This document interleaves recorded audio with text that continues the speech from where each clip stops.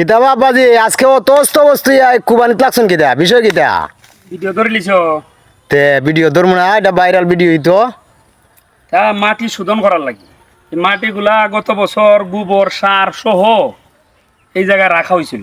আচ্ছা আচ্ছা এখন তো এটা বৈশা গেছে। হ্যাঁ এখন এই মাটিগুলা জিও ব্যাগে উঠাইনি।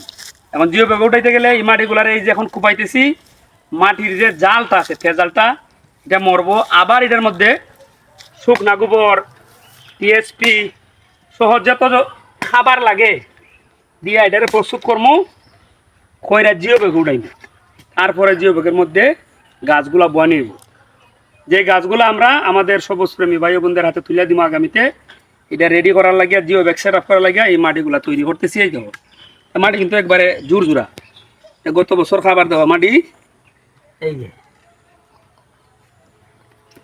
কোন ধরনের মাটি জিও ব্যাগ ভরতে হয়, এই যে দেখেন মাটিগুলা, এটার মধ্যে আবার এখন সার গোবর দিয়া তারপরে প্রস্তুত করা হবে। তাইলে আপনার অডিয়েন্সের উদ্দেশ্যে এগুলা কথা বলছেন না কিতা? অবশ্যই অবশ্যই, যারা এই যে জিও ব্যাগে মাটি ভরতে চান, জিও ব্যাগে গাছ রোপণ করতে চান, তারা কিভাবে মাটি শোধন করবেন তারাও জেনে গেল রে বাবা।